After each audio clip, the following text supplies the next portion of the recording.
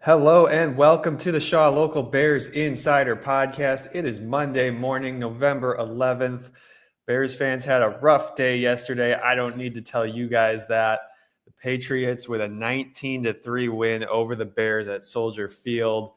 And like we talked about on Friday, Michael, this is kind of the worst case scenario. This was not at all what anybody was expecting to see. I thought this would be a close game, and that was just a pretty terrible effort from the Bears.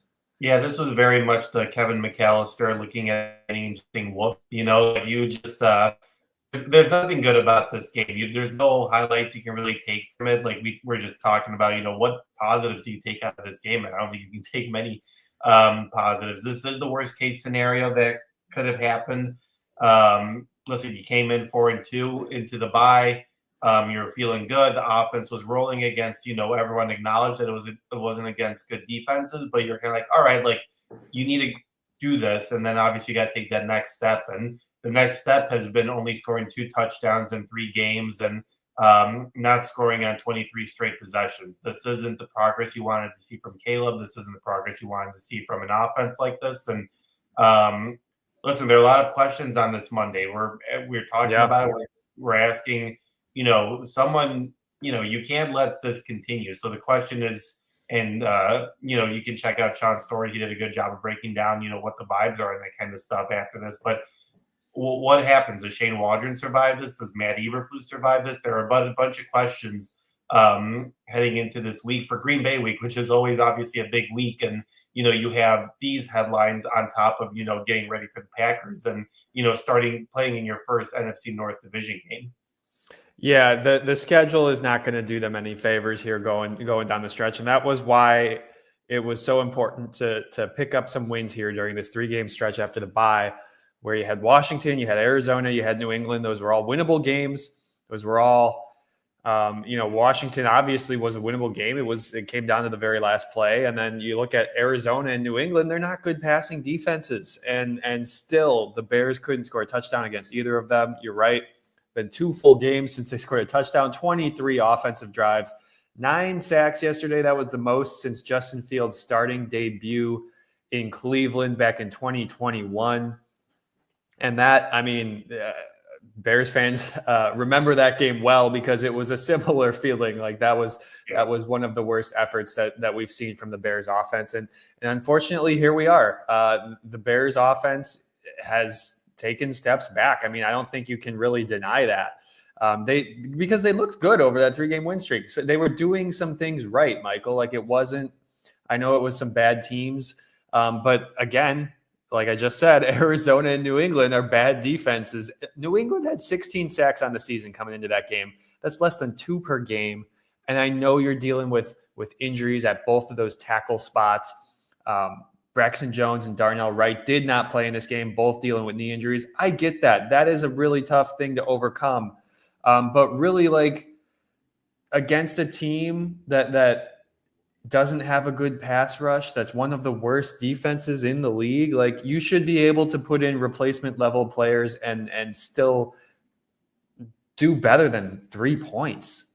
Yeah, and it goes down to, who are you blaming for this, right? Like, are you blaming the rookie quarterback where, listen, not all 9, when you look at the film, you look at it and all that kind of stuff, not all 9 sacks are on the offensive line, obviously. Right. Caleb has shown an inability to get rid of the ball. He's processing everything. Obviously, he's looking at everything, but he's not getting rid of the ball as quickly as we saw at the beginning of the season, which is obviously interesting. But listen, you're not setting up Caleb for success when you look at the tape. Who's he supposed to throw to? You have a limited amount of time, and you look at it. There's some plays he's missing guys, some plays that he's not completing throws when he needs to be completing throws. But there are some plays where just like no one's open. Like, how do you have DJ Moore, Keenan Allen, Rome Odunze, Cole Kmet? How do you have those types of good pass catchers who aren't really able to get open? Like at some point, you just kind of look at it and you're kind of like, obviously you got a rookie quarterback. You know that he was going to make mistakes, and you're going to figure that out. But eventually, it comes down to the play caller and just being like, you're not creating plays for the guys to get open against the defense, not only this week, but against defenses that, they're not good pass defenses, and you should be able to pick up chunk plays here or there. Yeah, you're absolutely right. These aren't good passing defenses. This is not the Patriots are not a good football team. There's a reason they were 2-7. If you're joining us live, thank you for joining the show. We're going a little bit earlier than we usually do on Mondays. We had some scheduling issues that we had to work out, so we went at 8:30 today. I know that's early. I know you guys are used to seeing us at 10 a.m. on Monday mornings. We tried to get word out there. Keep an eye on our Twitter pages. We'll always let you know if we're doing a schedule change. Do us a favor, if you're joining us live, hit the thumbs up. That's a great way to support us here on YouTube. If you're listening after the fact on Spotify or Apple, like I said, look out for our Twitter pages. We'll let you know when we're going live. Do us a favor, leave us a review. That's another great way to support the show. And as always, head over to shawlocal.com. We have all of our Bears coverage. You can read everything from yesterday, the good, the bad, and the ugly. There wasn't a whole lot of good. Michael, we usually do winners and losers on Monday morning. This is the second week in a row where it's like, I don't know if I have the energy to look for any sort of positive in this. No, and it seems like, just looking at my timeline, that some of the losing has kind of continued this morning. For those wondering, Matt Eberflus is doing his interview with the flagship station this morning, but apparently his interview's been halted twice already because of bad cell service, and he has said that they're still in the middle of the process of evaluating offensive play callers. So Matt Eberflus, obviously, if he's talking to the media, right, or he's talking to the radio station right now, obviously he's not going anywhere, so you can put those concerns to rest. But yeah, it seems like a bad Sunday's kind of continuing for Matt here Monday morning too. Yeah, I was curious because I had seen that he was, his regularly scheduled interview was about 8:20. It looks like he went on a little bit late. Obviously, they got a lot going on. I listened to DJ Moore on the Score as well, and DJ was DJ.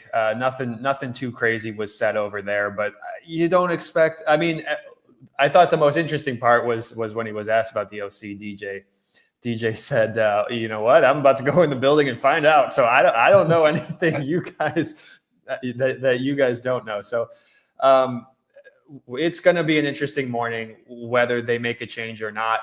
You and I were talking about this last night. I mean, me personally, I still feel like, not that this is the right decision, not that this is what they should do, but just based on the history of the Bears, I don't think they're going to make a change. I don't know where do you land on this, Michael?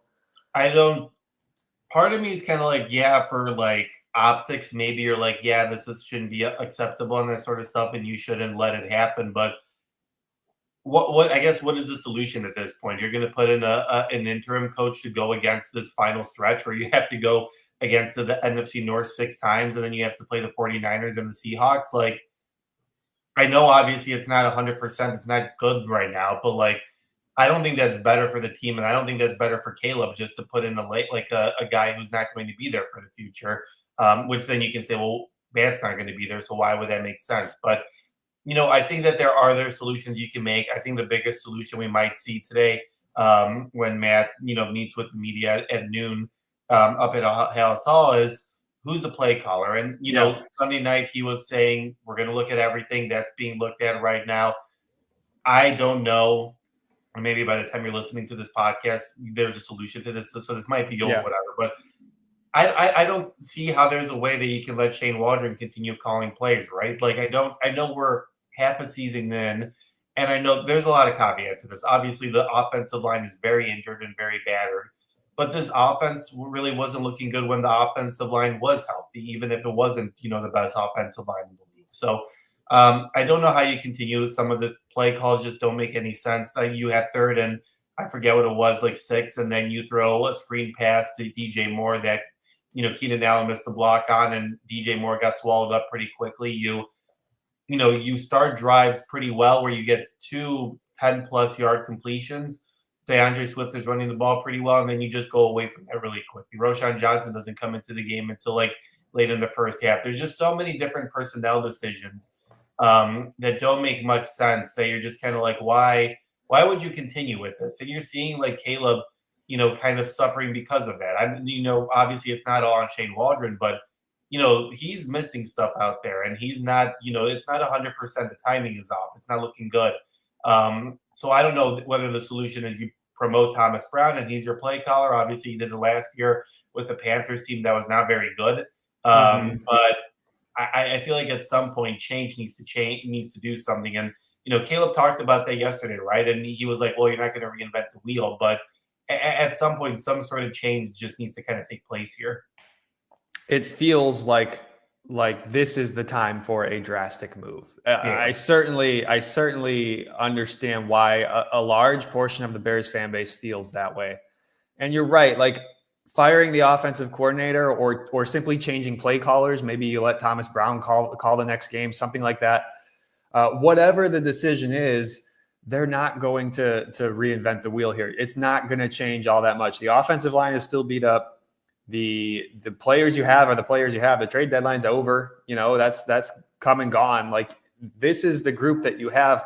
And what Matt Eberflus kept coming back to was, well, we've had some games earlier in the season where we did some good things. Like, they scored 35 points in back-to-back games. And so, yeah, like, everybody out there looks at this roster and says, they got Keenan Allen, they got DJ Moore, they got a top 10 pick at wide receiver. How is this not working better than this? I mean, I'm not saying it should be the best offense in the league, but 3 points against the Patriots is pretty darn terrible.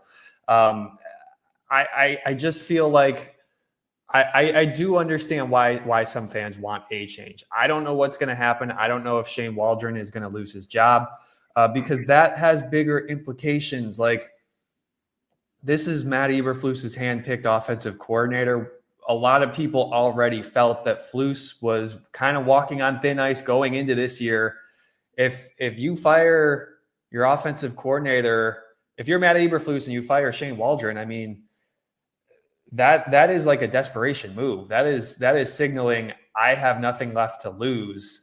I'm going to make this change. And look, the thing you kind of touched on it, Michael, the thing that's hanging over all of this is it's Packers week. This is what we're talking about in Packers week. I don't think that's going over well with the McCaskies.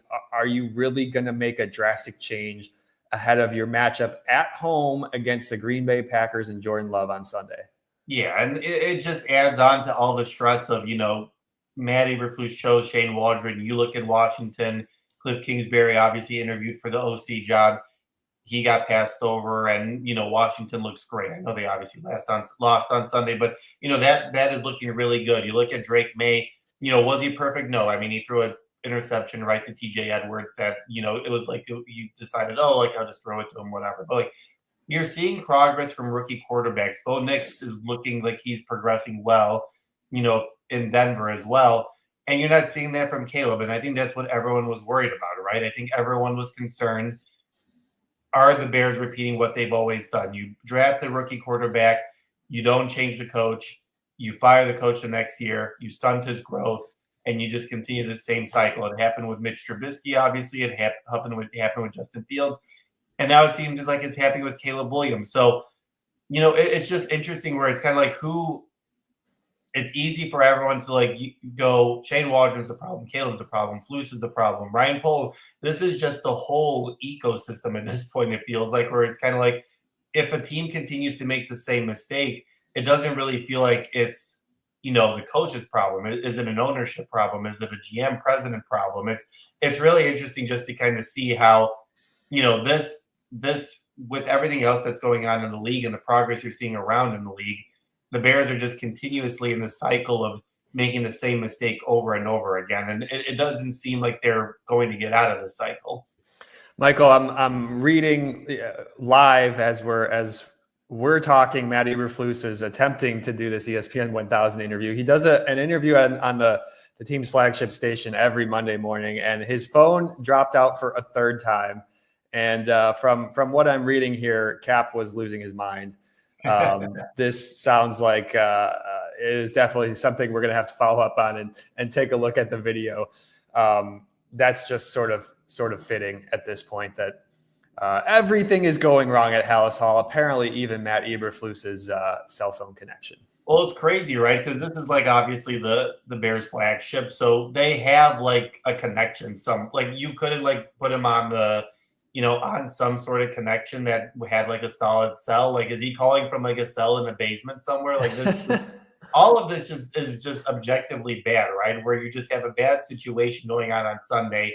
You would think that someone in the organization would be like, all right, like let's connect them to like a desktop who isn't connected to Wi-Fi, is connected to, the direct internet, and then you can like make sure that you have a solid connection and everything sounds clear. It just kind of shows the level of, does an interview really matter over the a radio He's interview? not going to say No, anything. no, but like at the same time, you're just kind of like it's just a layer of the function that kind of continues where even like a basic thing like this can't really go well. Yeah, that's not a great look, and that's unfortunate. We are going to hear from Eberflus at noon. Michael is going to be out there at Hallis Hall.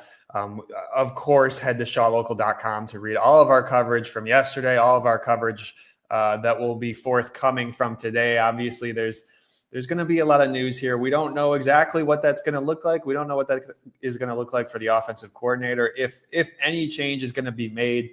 But certainly we will keep you up to date with what's going on. I do want to get to some of your thoughts and questions and comments in the chat. Daniel Carlson, thanks for joining us. Daniel says this defense is not top 10 anymore, more like high 20s. I don't know if I agree with that. I mean, I think that the defense did everything it could yesterday, and this issue is clearly on one side of the football. I mean, I do agree that the Cardinals game was pretty terrible, and that was uncharacteristically bad for this Bears defense. But I mean, the issues yesterday were not on the defense. You hold a team to 19 points, that should be a winnable game. I'm not saying they should necessarily win, but that should be like a close game at the very least. Yeah, no one is here trying to tell you that the Patriots offense is a juggernaut by any means, but like, yeah, I mean, the Patriots went to the red zone 5 times and they only scored one touchdown, and the Bears, limited them to 4 field goals. Like, and after a while, like I feel like you see this a lot in high school. Like, if your offense is consistently going 3 and out, 6 and out, and that kind of stuff, like, what are you supposed to do defensively, right? Like, you're just going back onto the field, you're trying to catch your breath, and you can't really, pick up. And obviously, this is an injured. This defense isn't at 100%. Brisker is still out. Andrew Billings isn't in there. That is kind of the one positive, Sean, if you want to talk about that, is I felt like the defensive line did a good job of getting pressure up there. I thought Javon Dexter did a good job. I thought, Pickens did a pretty good job, in this first, start in that kind of action. It wasn't 100%. I know Drake May was able to, run away a little bit sometimes. I think he, showed off that agility. But, for what this matchup was yesterday, I'm not putting any blame on the defense for giving up 19 points in a pretty tough situation. No, and that's maybe your strongest argument for why Matt Eberflus is going to keep his job or might keep his job here the rest of the way. Like, he's in charge of that defense, and that group is playing well. Sure, there was a bad game last week against the Cardinals, but that group is banged up and still been able to weather some storms. It didn't look like Montez Sweat was 100% yesterday. He only played 45% of defensive snaps. He was, let's see, I'm looking at this list right now. He is third among defensive ends in total snaps. It seemed like something was wrong there in that second half. We didn't see a whole lot of him. That obviously hurts. I mean, that's your Pro Bowl guy. That's your number one pass rusher. And we've talked about how this defense just looks different when he's not out there. It's not the same pass rush. Sure, Jacob Martin did some nice things. But other than that, like there wasn't a whole lot going on there on the edges. I think Javon Dexter has continued to play well for that defensive line. It's going to be hard without Billings the rest of the way. That's just going to be the case. I do think I was impressed by how they did in the red zone without Billings, because you would think that teams would just try to run it down their throat in those situations. Billings was such a big piece to that run stopping. And I know they haven't been great in that area this season, but I thought they did a nice job to slow the Patriots in that red area. No, they did. And I think that's the biggest thing, right? Where if your offense isn't really helping you at all, and it'd be very easy to just be like, well, listen, like, we just went 70 yards down the field. We're trying to protect this. Like, we it's not going well. You could easily just, I'm not saying they're going to give up, but it's like, listen, like, how are we supposed to stop this? And we're gassed. But, it was big for them to kind of see that they were able to pick up, those stops. And TJ Edwards was able to get an interception to kind of continue that streak of the takeaways. They had a takeaway in every single game, except the Commanders game. So, yeah, I mean, I don't know. I'm not really going to put any of the blame on the defense. I think they look good. Without key players in there, I think they've shown that their depth is pretty good as well. And they've got a lot of backups that would probably make pretty good starters on different teams. CJ in the chat. And guys, if you're listening with us here on YouTube, come join the conversation in the comments, in the chat. We'll get to some of your Bears thoughts, some of your Bears questions. CJ says, what about Poles' offensive line depth? For all he touted them, they can't block. Yeah, look, if there is an argument for keeping Shane Waldron, I don't know if this is the argument you were trying to make, CJ, but if there is an argument for keeping Shane Waldron, it's the fact that offensive line is a disaster right now with the injuries. And I don't know how many offensive coordinators I mean, I think you take Kyle Shanahan and plop him down as Bears OC with that offensive line yesterday. I don't know how many points the Bears score. I think you could take any good offensive play caller, play designer, and it's going to be a struggle with that group. Really, after Tevin Jenkins went down, I mean, you really only had one starter, Ryan Bates, from the beginning of the season, who was still in there. And Ryan hasn't played in 2 months. Like, there had to be a little bit of rust there to knock off, because that's a guy who's been injured. And yeah, like the depth, I mean, depth, it's like, it's one thing if you're trying to, a team has good depth when you got 5 starters in there and one guy gets hurt and you have to play one backup, like, I don't know what you can do when you're talking about 4 starters out. Like, that is all kinds of depth. I don't know how many teams, I'm really not trying to make an excuse for them, but I don't know how many teams can lose 4 starters on the O-line and still look good. And now, like I said earlier, like, against one of the worst defenses in the league, it should still look better than that, I think. I mean, I don't know. Like, you're playing a bad defense. Like, you got to be able to put replacement level players in there and do better than 3 points. But at the same time, like, yeah, like the depth doesn't look good when it's tested this much. And at the same time, I don't know if there's a team in the league that could do a better job with that. How do you feel, Michael? No, I would agree. My only thing is, if you know what you have at this point, I think the play calling needs to be better, right? Like, I feel like there were so many times, and again, this goes into the whole thing of, like, there are some, we saw the same things that we've seen the entire season, where some, drives were stalled because someone had a false start, someone was in the wrong spot, someone was, not doing what they're supposed to do. There were timeouts called when, like, why are we calling a timeout and breaking up? Like, some of the same things that we've seen throughout the year, and it doesn't really matter if you do have the right lineman in or not. But, some of the play calling just didn't make sense to me, where it's like, why are we running 2 straight DeAndre Swift runs to the left into a massive humanity? Like, and is that on him or is that on DeAndre Swift to, like, not know and be like, oh, everyone is here, I need to break to the right, where I've got a hole and I can try to make a play here. So obviously it doesn't all fall on Shane. But some of the play calling just doesn't make sense. It just seems like there's no real plan to it, or at least it doesn't look like that. And obviously, I'm not an offensive coach. I'm not an NFL coach by any means. I'm not here to tell you that I know everything that's supposed to be happening out there. But for me, it doesn't even, like, look right. Then I'm sure it's not supposed to look right for a lot of guys. And I've seen over on the internet, you've seen so many breakdowns already of, like, what is the theme here? What is the message? Why? How are you getting the ball out of Caleb's hands quickly? Why are you not running the ball as much as you should be? Yes, I understand, the offensive line is not good. It doesn't look great right now, but I don't think that the play calling is really helping what the Bears do have on their roster right now. No, it's definitely not. And I thought that they did. They seemed to make a really concerted effort on that first drive or first 2, maybe the first quarter, to really get that run game going. I thought DeAndre Swift was actually off to a decent start in that game. And then they just went away from it, and it didn't seem like they built anything off of it. You would expect a lot of play action looks after that. And for whatever reason, that wasn't really working. That wasn't really connecting. It just sometimes does feel like there isn't really a lack of building things on top of each other. the way that good offenses do that, the way that good play callers do that. You take those first couple of drives and you're sort of poking at the defense to see where the holes are and to see where you can get an advantage, lull them into sleep with pounding the running back a couple of times in a row, and then see what you can do off of that. And it doesn't feel like the Bears have had an offensive coordinator who can do something like that in I don't even know how long. No, and it's interesting that you mentioned that, because I remember kind of sitting there in the first quarter, and DeAndre Swift was kind of, I think it was the second drive. He was gaining some momentum. He was breaking out for big yards. Now it's kind of like, all right, like it's very clear that the pass maybe just isn't going to work today. Like maybe the offensive line isn't there for deep passes.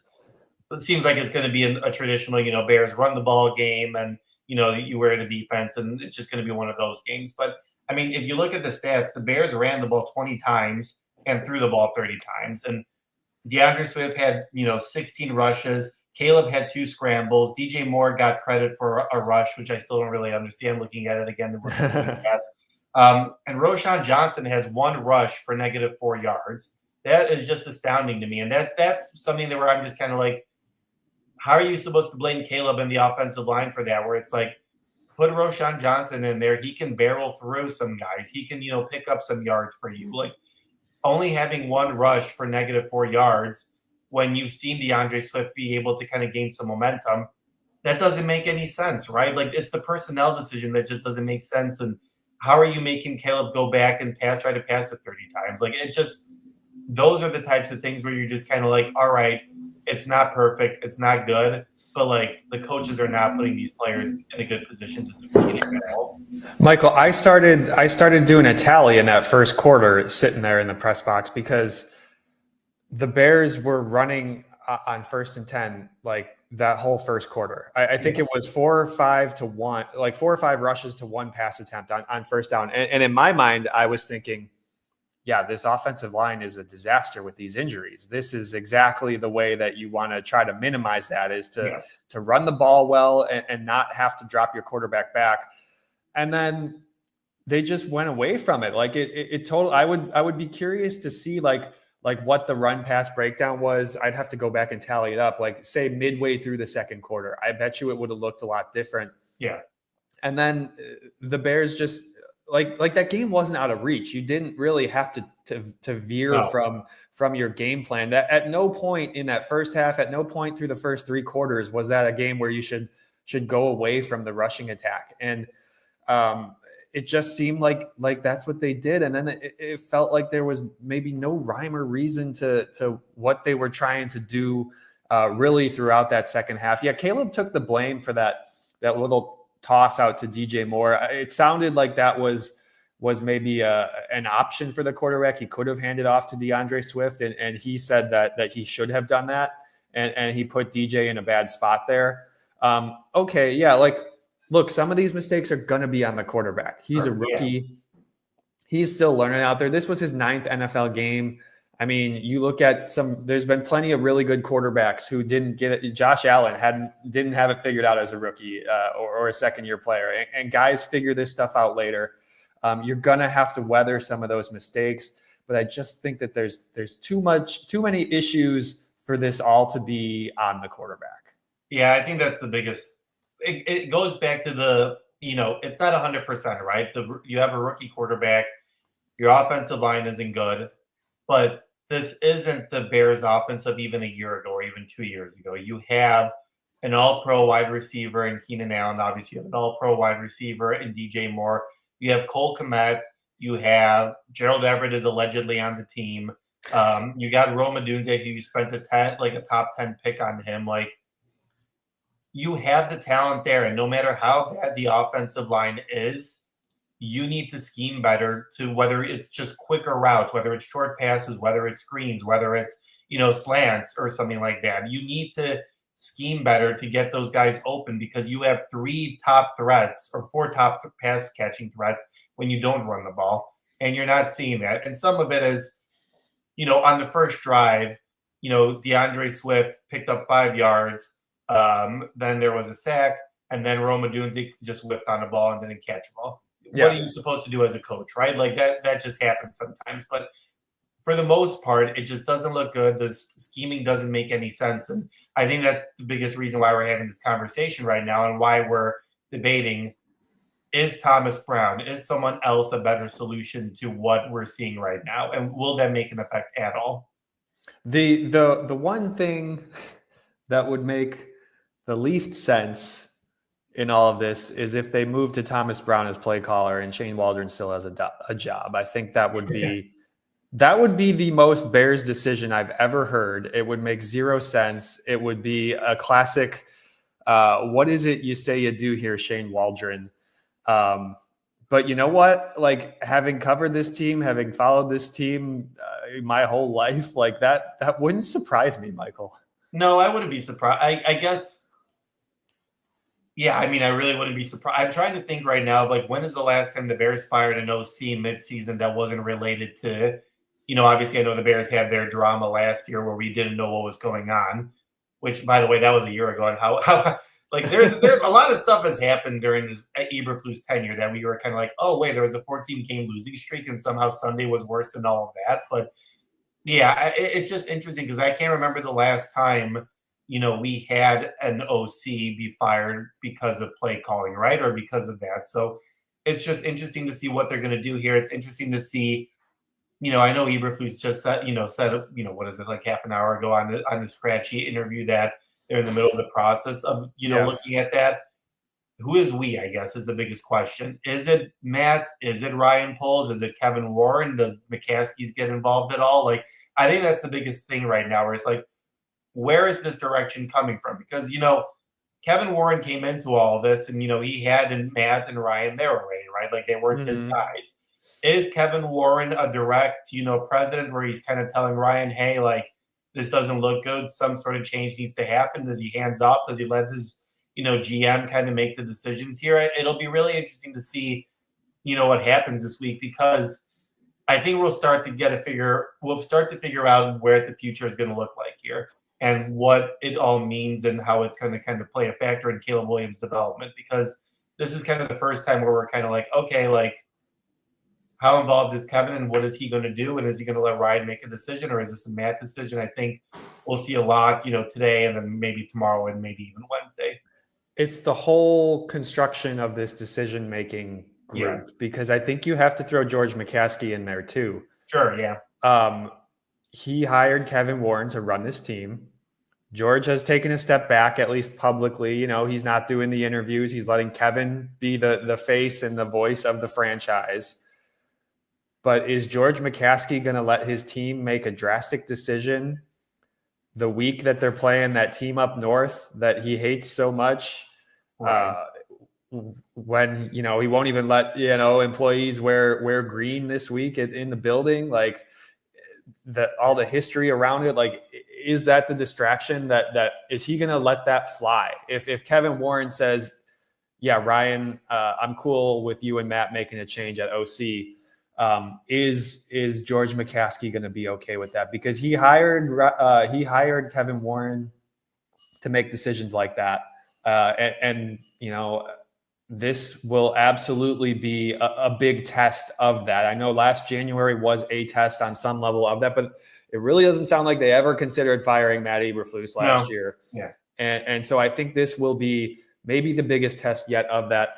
I see Rick in the comments. I'm sorry, Rick, we went a little bit early today. Some of the regulars, I apologize. I know we usually do 10 o'clock on Mondays. We had some scheduling things to work out. We went a little bit early. Thanks for joining us late here. I appreciate you jumping in. I do want to get to some other thoughts and comments here. Where was the one I was looking for? Marlon Harris joined in and said that Caleb was holding onto the football too long consistently, not finding his hot routes, and was just inaccurate. Look, yeah, some of this is on Caleb Williams. It has to be on the quarterback too. Yeah. It just seems like they don't have a lot of quick options. Like when your offensive line is a disaster due to injuries, wouldn't you have some of those passing concepts that are just really quick, 2-second drop back and get the ball out? And it seems like when they do that, it's throwing the ball sideways to DJ Moore and he gets lit up behind the line of scrimmage, Michael. Yeah, but we've seen them we've seen them do it. Like I think I remember watching the tape in the first quarter. Caleb hit Keenan Allen for like a nice little quick pass. Like I think it was like 2 seconds, boom, boom, strike in the middle between two defenders, and you're like, that's the throw that Caleb Williams can make. Let's see him do it more. And then we go away from that. So like it's just it just doesn't make much sense because he can do it. Like obviously, I know there are so many passes we've seen, kind of a surprising amount where he's just inaccurate. I don't know whether the timing is off with his footwork, whether it's just always off to the side for some reason. I don't know how much the wind kind of played a factor. It was howling down there yesterday. I don't really know how much that kind of played a factor into these things, but it's just interesting just to kind of see that they've shown that they can do it. They've shown they can run the ball. They've shown that they can do the quick slant passes, the quick out routes. And they just go away from it for some reason. And that's the thing that kind of just boggles my mind, where it's like, if you know you're succeeding at something, don't you just kind of continue to do it? Like, isn't that like, don't you just kind of dare the defense to kind of stop you at some point? So it's just kind of weird that if you're able to show that you can do it, and then maybe it's not 100% because the quarterback isn't at 100% right now, it still doesn't make sense to me, where it's like, why would you stop doing this? That's exactly, when I think of okay, the Bears need a quick option here. Like Keenan Allen is the guy you think of. Like run him on a slant, do it over and over again. Like he can get the separation he needs to get in 2 seconds and get you a positive gain. Pick up a handful of yards.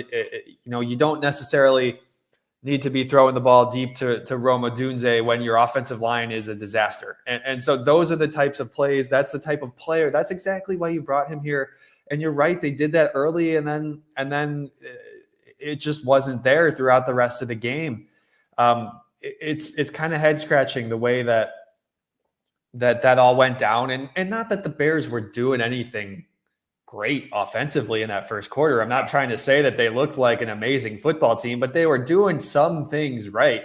They were moving the football. They were keeping the chains moving a little bit here and there. And I don't really think that was the case in the second half. No, and that kind of begs the question here, Sean, where it's like, what has the league kind of seen that that the Bears haven't seen, right? Like the Cardinals defense and the Patriots defense, they're equally as bad, if not worse, than the Panthers were, or the Rams were, or the Jaguars were, right? So I think the biggest question is, and I'm sure the Eberflus and the coaching staff and Ryan Poles are all looking at it, is what is different now compared to what was happening earlier in the season? And is it just the fact that the rest of the league was like, oh, if we just blitz them all the time or we cause pressure, like this is going to collapse really quickly? I know that the offensive line was a little bit healthier, obviously, than it is now. But I'm just curious to know, like someone obviously smarter than me, just to be like, what are NFL defenses realizing about this offense that is making them so ineffective right now? Yeah, I think the offensive line health has to be part of that. CJ thinks it's that Caleb will hold on to the ball if he's pressured. And I mean, like he does hold on to the ball. He is going to try to escape the pocket and still look to throw. He's not escaping and taking off running like, say, a Jaden Daniels or a Justin Fields last year. And maybe he should do a little bit more of that. We saw him run for a first down in that game. What was that, a fourth down play? That was like 4th and 4. That was the play that Tevin got hurt on. Yeah. And he's not incapable of running. I'm not saying he's the fastest guy, but he certainly, I mean, he scored like 10 touchdowns last year at USC. So he's capable of doing that. And maybe, maybe that's something that they want to look to get back into his game a little bit. I don't know. It's tough. CJ also asked, where's the real speed on this team? Like, yeah, you watch that touchdown right before half against the Cardinals. Amari DiMercato just absolutely blew by Kevin Byard, created like 10 yards of separation in a second. And I mean, I guess you could say that speed was Velus Jones, and obviously he's no longer here, but that never really worked out in that way offensively. And, I don't know that any of the Bears running backs have that type of speed. I don't think Swift or Roshan Johnson right now is going to be that type of speed guy. You're right. Like that is certainly something that seems to be missing. I mean, Roma Dunze is fast for his size and can definitely get downfield. But if you don't have the offensive line to block for Caleb Williams, it's never going to matter. Yeah, I think that's the biggest thing, right? It's not like, listen, DJ Moore is no slouch. Like, he's not a slow wide receiver by any means. We saw, Right. how talented of a player he is during his first season here, and obviously during his time with Carolina. Like, he can make something out of nothing. But yeah, I mean, I would agree. Like, you don't have the time to exploit that speed, right? Because like 2 or 3 seconds into it, Caleb is already being swallowed up or feeling pressure and the pocket's collapsing on him. And he's just trying to be like, all right, what do I need to do here? Like, how am I going to get out of this? So yeah, you can't really develop or anything like that because of that. But I do think there's some speed. But like, yeah, you would like to see that again from Swift or, I don't think Roshan Johnson has that type of speed. But obviously, they're not like slow guys by any means. No, definitely not. Rick is chiming in here and wondering if we would have a better record if Justin Fields was still the quarterback. I don't know how deeply we need to go into this. I mean, it's history at this point. He's not the quarterback. I don't know. I don't know that it makes a difference in yesterday's game. I mean, Justin would have been scrambling and running around for his life just as much as Caleb was. Would he have bailed from the pocket and run for some yards? Yeah, probably. Sure. But I still don't know if you win that football game. No, and it's kind of like, I don't know. I feel like we kind of moved on from the Justin Fields conversation at this point, but it's just kind of like, he's not the starter in the Steelers. It's not like he like went on to Pittsburgh and he's like playing great right now. Like, obviously, I know they won because Russell Wilson's back in there, but like, he was okay. All right, it was fine. It was a different coaching staff, and they couldn't really unlock anything great out of Justin either. Like, I think Justin is obviously very athletically talented, very good quarterback, obviously a very nice person. But I don't know how different is this really going to look if Justin's in there. And there's no better example of how much a coaching staff does matter than what's going on in Pittsburgh right now. I mean, that team with Justin Fields and with Russell Wilson is 7-2. They just beat the Commanders yesterday. Are they lighting it up on the scoreboard, scoring points? No, not necessarily, but that's a coaching staff that knows how to win football games. And that's one of those coaching staffs that, Mike Tomlin is one of those head coaches who is universally respected across the league. And it's like, it just feels like it's so hard for the Bears to find somebody like that. The inability to get that right is really why we're here again. And it's obviously Matt Eberflus is going to have some time here to try to figure this out, whether he brings Shane Waldron back this week or not. But I don't know how much confidence anybody has in his ability to get this right down the stretch, especially with the schedule they have. Right. I mean, you had pretty much like 2/3 of the season, maybe roughly a little bit over a half of the season to get ready for this final stretch. And you responded by going 4-5. Now you have to go against the division. Detroit came back and looked great against Houston yesterday. Green Bay looks good. Minnesota got back on track with the win yesterday. Kind of got lucky with the Jaguars game, which is kind of a crazy ending. But listen, you had your chance to get ready, and now you had an opportunity to pick up wins. You went 0-3 in this final stretch. Now you're playing. He's already been playing for his job, but at this point, you're just like, if we're going to do it, we're going to have to do it against the division because that's the schedule right now. And at this point, it doesn't make, it's not going to get any easier. And you need to figure out best ways to win, whether that's in complete, having Shane Waldron be your play caller or, Brown kind of come in and like, this is what Eberflus is. He's basically, coaching and deciding for his coaching life right now, because I don't think if they go, if they don't make the playoffs or they're like a couple games under 500, I don't really see how this kind of continues. Yeah, I think that is a nice way to put a bow on this, Michael.